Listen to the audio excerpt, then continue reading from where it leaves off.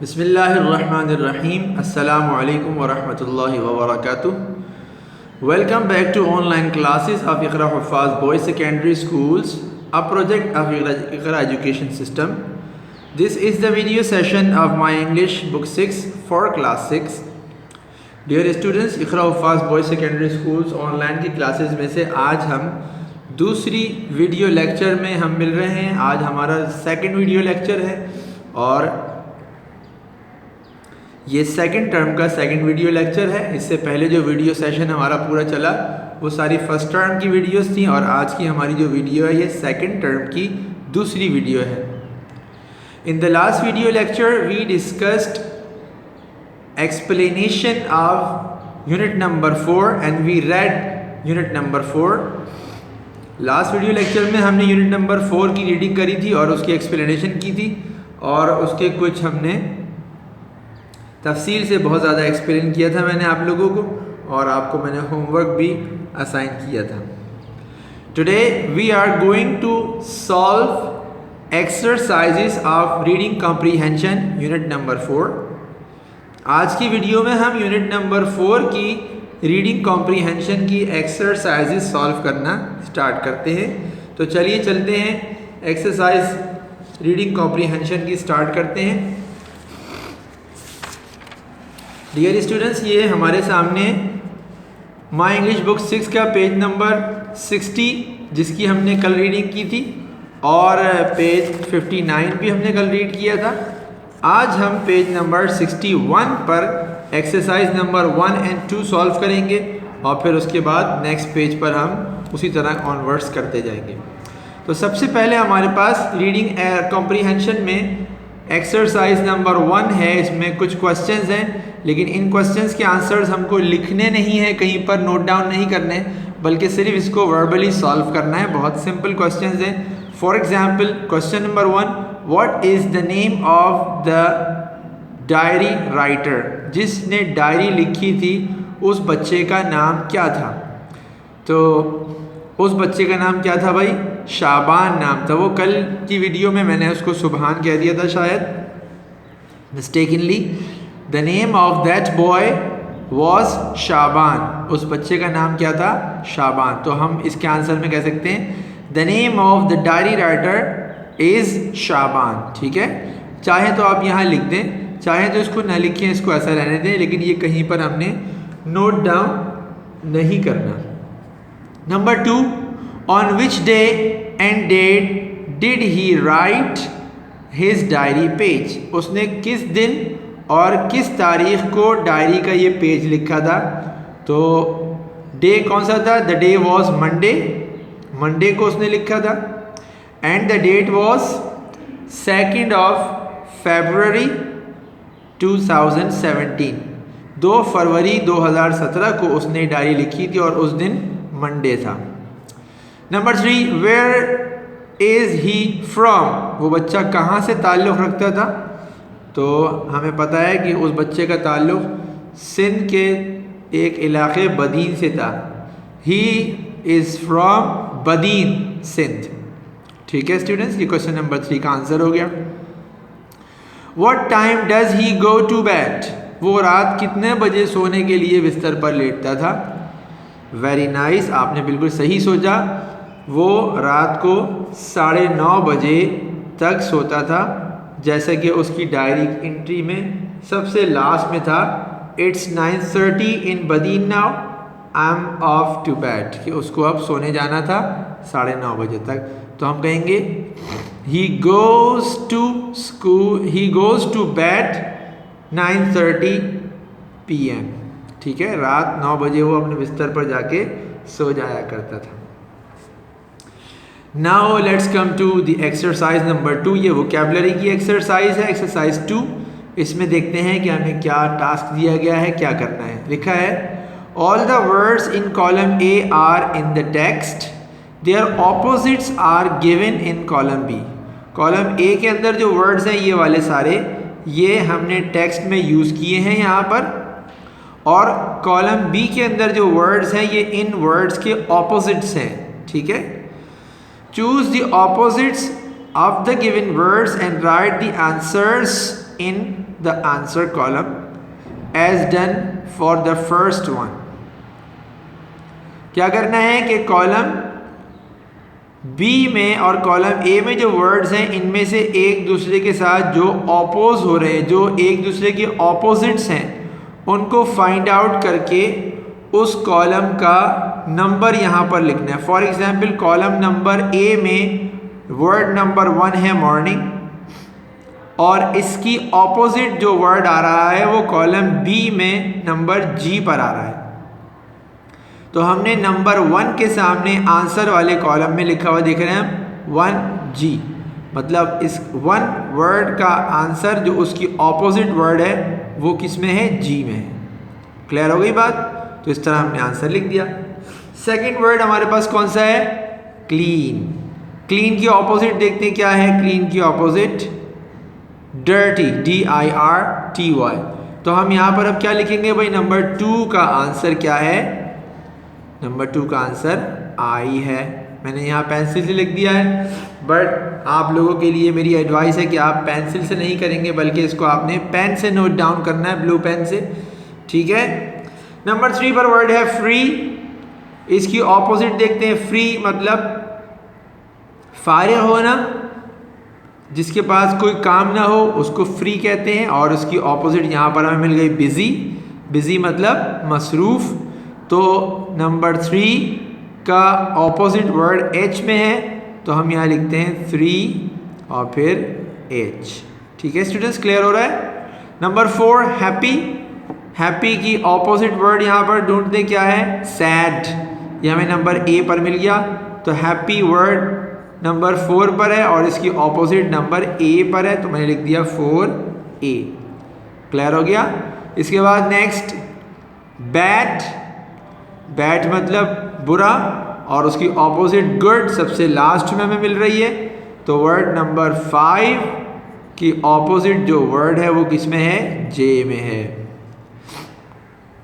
Number next honestly, ईमानदारी से, opposite नजर आ गई डिसऑनेस्टली, तो नंबर 6 का ऑपोजिट वर्ड हमें सी पर मिल रहा है, तो मैंने लिख दिया 6C। ठीक है कि वर्ड नंबर 6 का ऑपोजिट सी में है।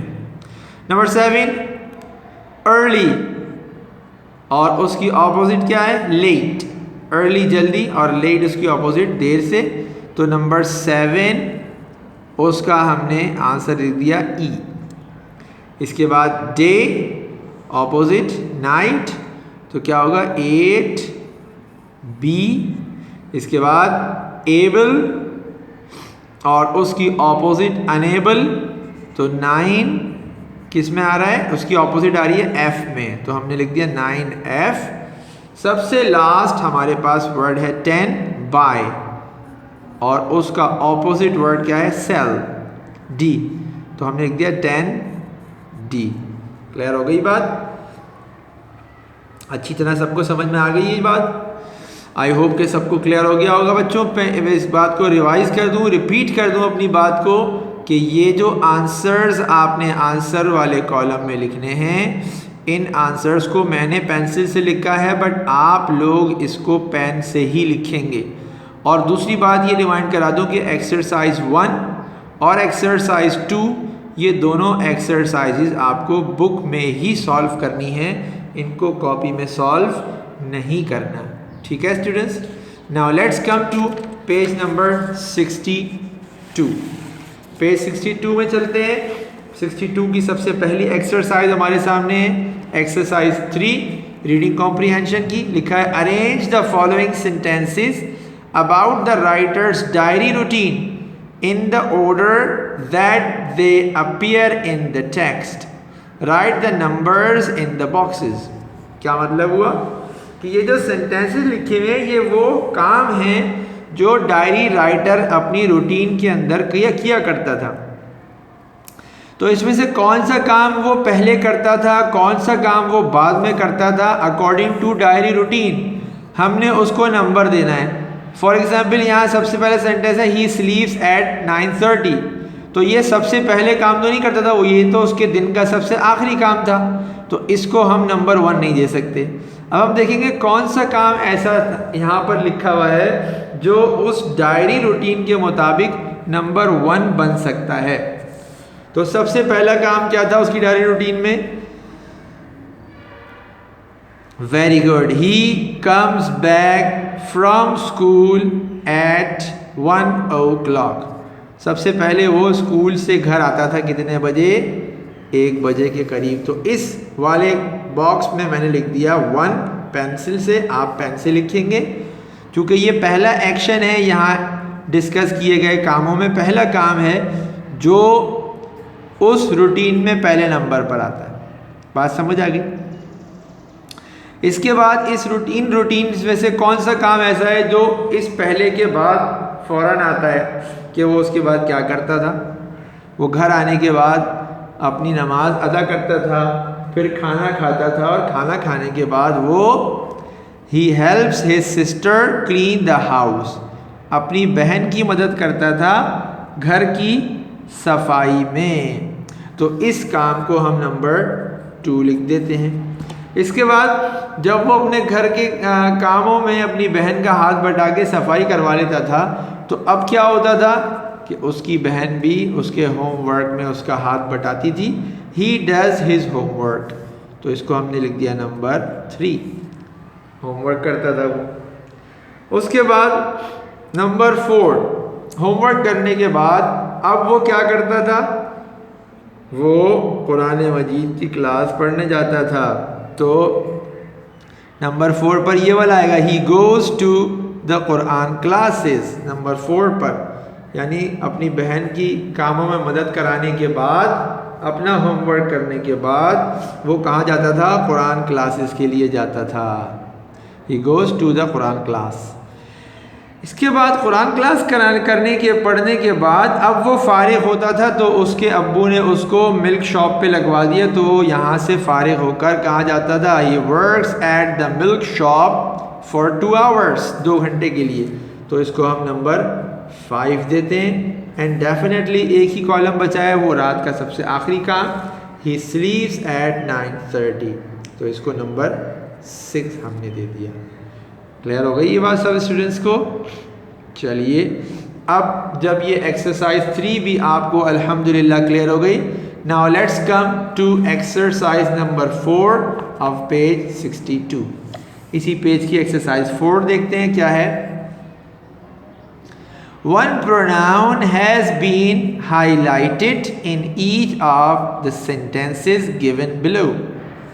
कह रहे हैं कि हर एक सेंटेंस में एक प्रोनाउन ऐसा है जिसको हाईलाइट किया गया है, बोल्ड लिखा गया है, डार्क करके लिखा गया है।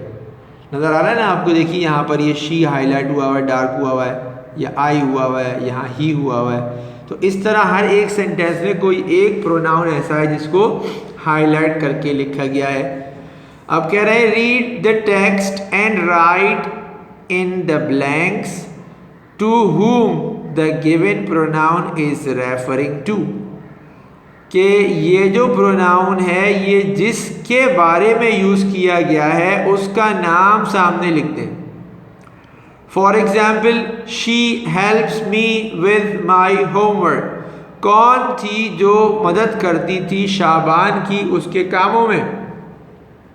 तो यहाँ लिखा है शाबान सिस्टर, शाबान की बहन थी जो अपने कामों से फारिग होने के बाद शाबान के होमवर्क में उसकी मदद करती थी।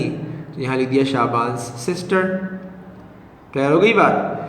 नंबर बी में लिखा है I say my prayers and then I have lunch. तो ये वाला आई, कौन नमाज पढ़ता था घर आके फिर लंच खाता था, लंच करता था?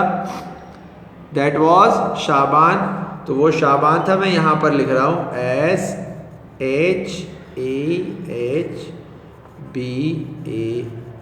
ठीक है, क्योंकि यहाँ पर ब्लैंक नहीं थी तो मैंने ऐसे ही लिख दिया। बट आप इसको पेंसिल से नहीं लिखेंगे, पेन से लिखेंगे। और बेहतर ये है कि आप एक लाइन यहाँ पर बना दें, ड्रॉ कर दें, ताकि लाइन के ऊपर लिखा हुआ ये हाईलाइट हो सके। क्लियर हो गया? इसके बाद नंबर 3 एक्सरसाइज 4 में नंबर ए हमने पहले से सॉल्व हुआ हुआ देखा, नंबर बी अभी हमने सॉल्व किया, number C he agreed to let me work in his shop for 2 hours every day. किसने बात मान ली कि वो शाबान को 2 घंटे के लिए अपनी दुकान में काम करने दे? Yes, very good. He was the owner of milk shop. मैं यहाँ लिख रहा हूँ OWNER, owner of the milk shop. थोड़ा सा बाहर निकल जाए कोई बात नहीं. शॉप, ठीक है बच्चों. आप इसको पेन से लिखेंगे, the owner of the milk shop. ठीक है, ही से मुराद कौन है? ही किसको रेफर कर रहा है? ओनर ऑफ मिल्क शॉप को. इसके बाद number D, she says I am only 9 years old, that I should play more. तो ये कौन थी ये बात कहने वाली? जी बिल्कुल आपने सही अंदाजा लगाया, शाबान की दादी थी. तो हम क्या लिखेंगे यहाँ पर? Shaban's grandmother. S capital आएगा, सही है, SHAH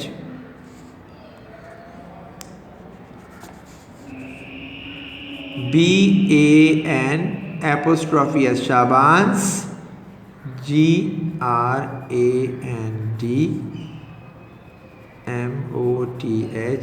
शाबान्स ग्रैंड मदर थी, जो वो कहती थी कि ये तो अभी छोटा है, इसको तो खेलना चाहिए. सेंटेंस नंबर ई, एक्सरसाइज 4 का लास्ट सेंटेंस लिखा है, इंशाअल्लाह one day I will have my own shop. ये आई कौन है? ये कौन कह रहा था कि मेरी भी अपनी दुकान होगी? यस, दैट वाज शाबान. शाबान ने सोचा था और कहा था कि एक दिन मेरी भी अपनी ज़ाती दूध की दुकान होगी, यानी मैं खुद अपनी दुकान खोलूँगा दूध की. किसी और की दुकान पर जैसे मैं अभी काम कर रहा हूँ ऐसे मैं काम नहीं करूँगा, बल्कि मैं मेहनत करके अपनी खुद की दुकान बना लूँगा. ठीक है students, is it clear to all of you? I think आप एक्सरसाइज 1, 2, 3 और 4 अच्छी तरह से इंशाअल्लाह ताला समझ चुके हैं. Dear students, now this is the time of giving you homework. ये टाइम है कि इस टाइम पे आपको होमवर्क देना है कि आपने क्या काम करना है घर पे बैठकर. अभी तो ये सारा काम आपको बुक में मैंने खुद करा दिया.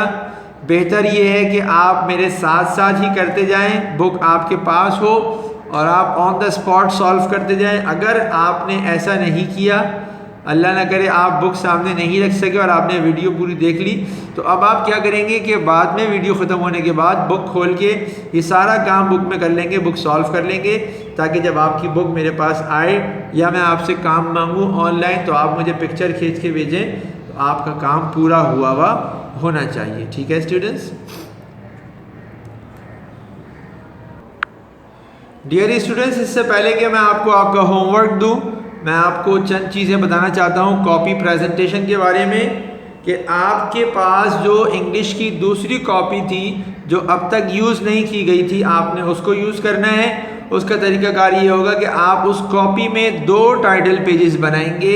सबसे पहला टाइटल पेज आपका बनेगा सेकंड टर्म का, और उसके बाद आप टाइटल पेज बनाएंगे यूनिट नंबर 4 का, जिसमें यूनिट नंबर 4 और यूनिट का नेम लिखेंगे. ठीक है, और उसके बाद थर्ड पेज से आप काम करना शुरू करेंगे जो पेज नंबर 63 पर दी गई एक्सरसाइज 5 होगी. ये एक्सरसाइज 5 आपको कॉपी में सॉल्व करनी होगी.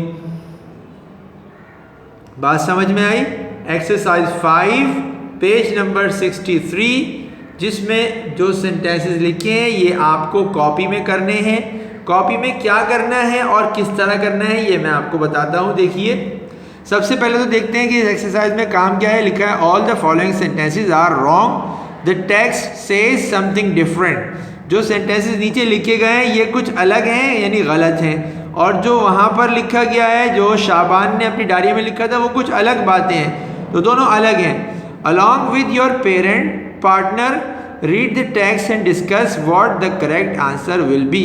आपने इसको खुद पढ़ना है। अभी आपका पार्टनर तो आपके साथ नहीं है क्योंकि आप क्लास में नहीं है अपने घर में, तो आप सेंटेंस खुद पढ़ेंगे और ख़ुद आप आइडिया लगाएंगे या वहाँ से पढ़कर देखेंगे टेक्स्ट में से कि जो यहाँ पर लिखा गया है वो गलत है या सही, और यकीनन वो सारे गलत लिखे हुए हैं। तो आपने सही सेंटेंस वहाँ से ढूंढना है कि इसका सही सेंटेंस क्या था। ठीक है, जब आपने सबके सेंटेंसेस सही ढूंढ लिए, अब आप अपनी कॉपी में क्या करेंगे, सेकंड टर्म का टाइटल पेज और फिर उसके बाद यूनिट नंबर 4 का टाइटल पेज बनाने के बाद आप थर्ड पेज पर मार्जिन लाइन ड्रॉ करेंगे लेफ्ट हैंड साइड पर 1 इंच के गैप से। ठीक है, और उसके बाद आप यहाँ लिखेंगे, हेडिंग में आप ये लिखेंगे जो मैं यहाँ पर आपको लिखकर बता रहा हूँ।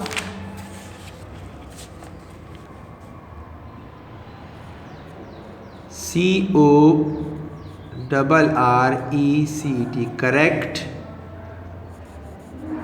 दी